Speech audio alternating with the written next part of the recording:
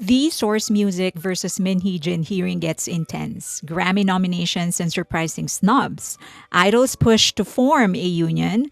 SOMI's brand faces a possible Red Cross lawsuit. Jimin and Jungkook are back with Are You Sure? Wonnie, Ryujin, Daeyeon, Lisa, and others are trying their hand on acting. V expands its beauty empire, and that's just scratching the surface. This week is stacked, so let's dive in. First, new releases. DJ Snakes drops his collaboration with Stray Kids in the dark. No MV though. I don't wanna live another day without you. Karen Sichi from China released his collaboration with Loco, I'm Like That. You don't wanna watch me blue. You don't GOT7's Mark 21 is out with Sunset and Cigarettes. under my breath. You've already won. How can I be saved? Japanese boy band Mazel is out with Only You. Yeonjun shocked everybody in a good way with No Labels Part 1.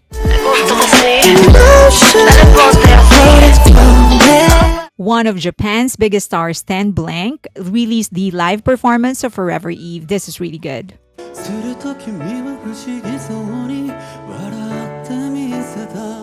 It's been a while for Eve, but they made it worth it with Salsa No Drama.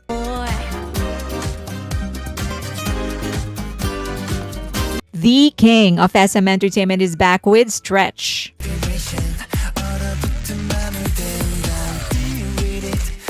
50-50, did you miss them? They are here with Eeny, Miny, Mo. Check out new beats, look so good. Got me feeling so hot, hot, hot. Think I got a feeling. And Team is out with Lunatic.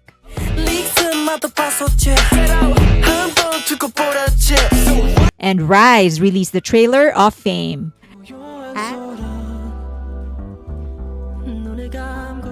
As usual, check the playlist in the description box and let us know which one's going to be your favorite. The Grammys just got a little bit more global. The first headline belongs to Rosé of Blackpink and Bruno Mars for their collaboration Apathy, now nominated for Record of the Year, Song of the Year, and Best Pop Duo and Group Performance. Hey, the Philippines is very proud of Bruno Mars. And speaking of the Philippines, there's Cat's Eye, the 6-member global girl group formed through HYBE and Geffen Records' joint project, the debut Dream Academy. Their track, Gabriela, is nominated for Best Pop Duo Group Performance, and the group itself is nominated for Best New Artist. Leading them is Sofia La Forteza, a proud Filipina, and her presence marks a milestone for Filipino representation in the global stage as leadership in action. And perhaps one of the most dramatic comebacks of all comebacks, EJ. Years ago, she was just another K-pop trainee, hoping for a spot in SM Entertainment.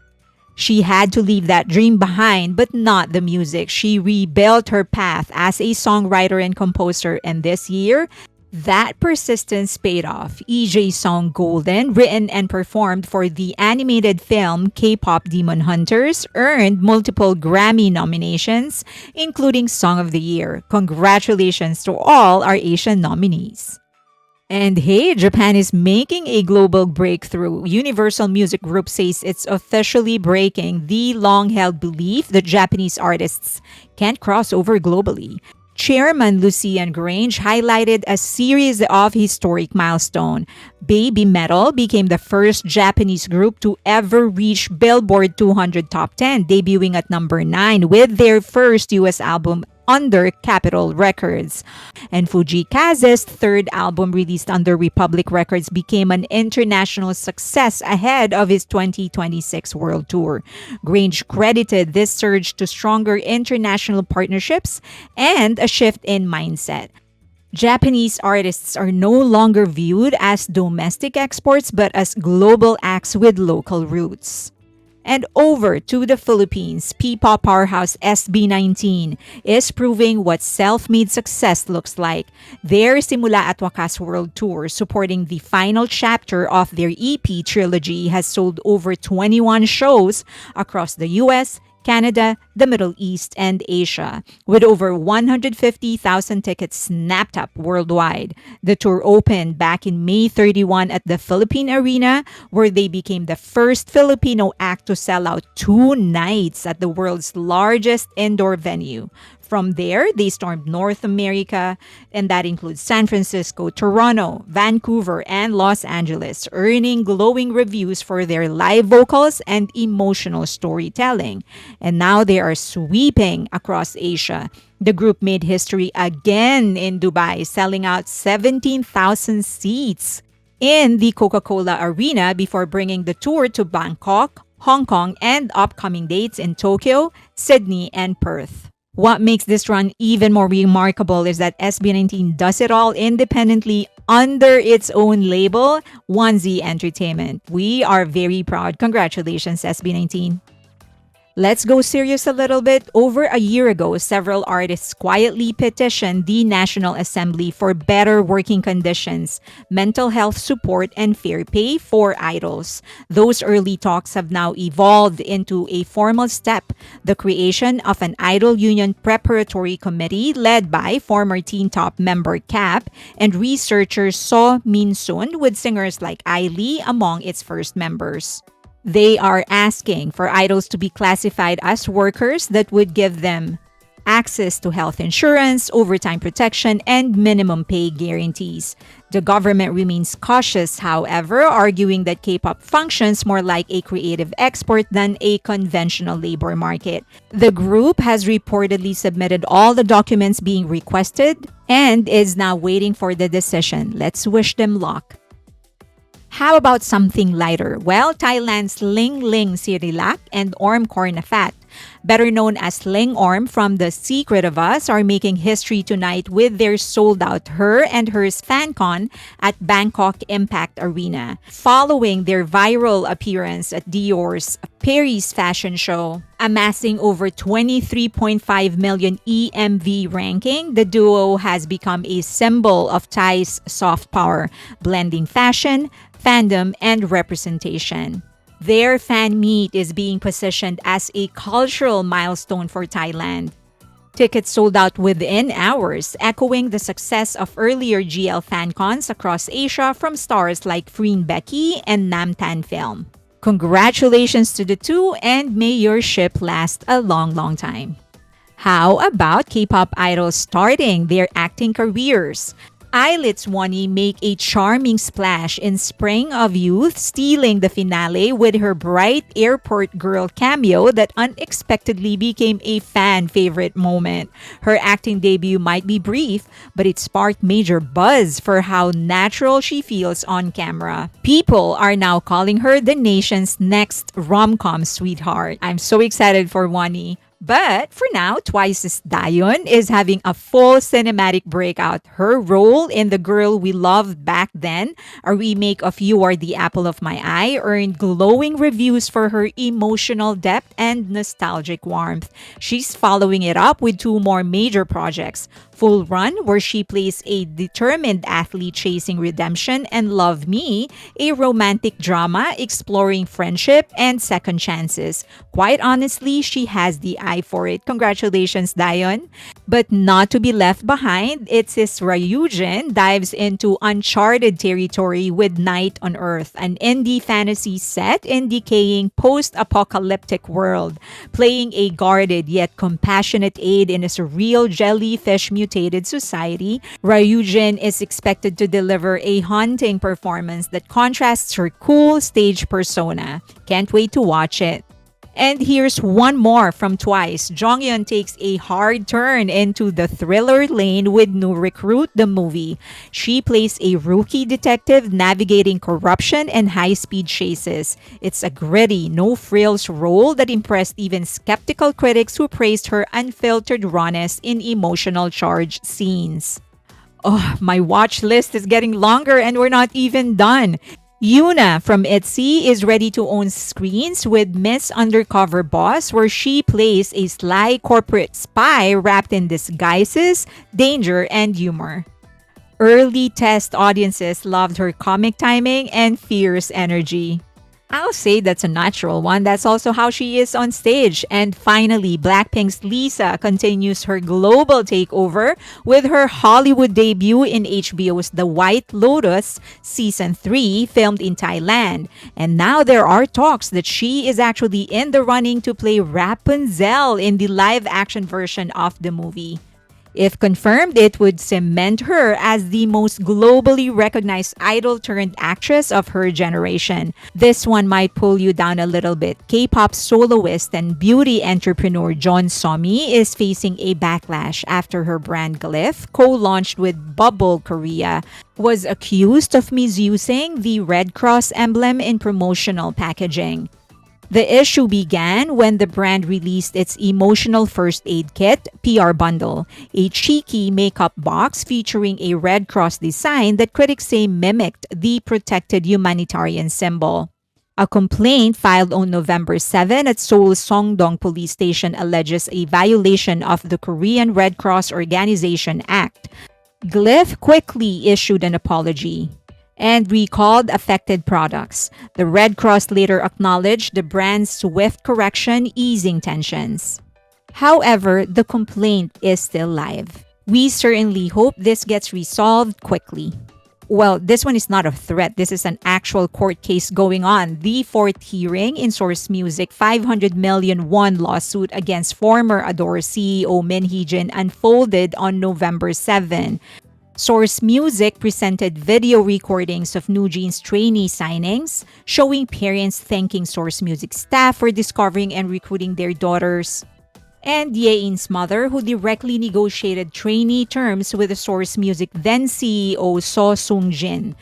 The footage aimed to prove that newjeans members were scouted and signed before Min HEEJIN's involvement, dismantling her claim that she built the group from scratch. The label also introduced Slack and KakaoTalk messages showing Min acknowledging delays in debuting newjeans while focusing on her own label plans. These internal logs contradict her public statements that HYBE broke its promise to debut newjeans. Adding to the tension, Source cited past inappropriate language Min allegedly used when referring to her trainee and staff. The company argued that such conduct, paired with her media accusations, damaged its reputation and Le Seraphim's image. Min's lawyers pushed back, saying her comments were taken out of context and reflected branding and creative frustration, not malicious intent. The case resumes on December 19 with possible witness testimony from former Source Music staff. What do you think is going to happen? On to some exciting news. EXO is officially back in motion. 6 members, Suho, Chanyeol, Dio, Kai, Sehu, and Lay, are reuniting for Travel the World on a Ladder Season 5. Their first together since 2018. Congratulations, EXO-L. Filming begins this month, coinciding with their upcoming fan meeting EXOverse on December 14 at Incheon Inspire Arena. Member Lay's long-awaited return to Ladder adds an emotional punch. EXO-Ls are excited. Meanwhile, Crystal Jung is finally stepping into the solo spotlight. Her debut single album Solitary drops November 27, accompanied by a YouTube docu-series Charging Crystals that chronicles her sessions in London, Jeju, and San Francisco with Toro E. Moy. Who's excited? Over at JYP, ITZY is launching their third world tour, Tunnel Vision, named after their upcoming mini album. The kickoff is February 13 to the 15th of 2026 with 3 sold-out nights in Seoul's Jamshil Indoor Stadium. The tour will blaze through Asia, North America, and Europe. This marks Leah's full stage comeback. We are so happy. And don't forget, Cat's Eye Beautiful Chaos North American Tour will start very soon, November 15. And also, SM Town Live gears up for its 30th anniversary concerts, extending the K-pop live renaissance into 2026. And since we're talking about SM Entertainment, their profits surged. For Q3 of 2025, it surged 32.8% and operating profits soared 261.6% year on year. Oh, wow. boosted by a streak of million selling albums and a well balanced roster of veteran and rookie artists. The agency reported 321.6 billion won or $222 million dollars in sales and 44.7 billion won or $31 million dollars net profit, crediting the growth to the strong album performance of NCT Dream, ESPA, and NCT Wish, alongside expanding concert and merchandise revenue. The last quarter of this year and first quarter of next year is going to be exciting as they have releases from Taeyeon, EXO, Irene of Red Velvet, Wavy, 10, and others. CEO Jang Chol-yuk called it a cross-generational synergy. And as always, let's end with a high note. The V effect strikes again with Youth and Tier Tier. BTSV is redefining post-military dominance with a double takeover of beauty industry, becoming the face of Japan's youth and Korea's Tier Tier in two back-to-back global ambassadorship that sent both brands stocks soaring. V pushed Yoon's raw VC whitening serum into instant sellouts across Japan and Korea.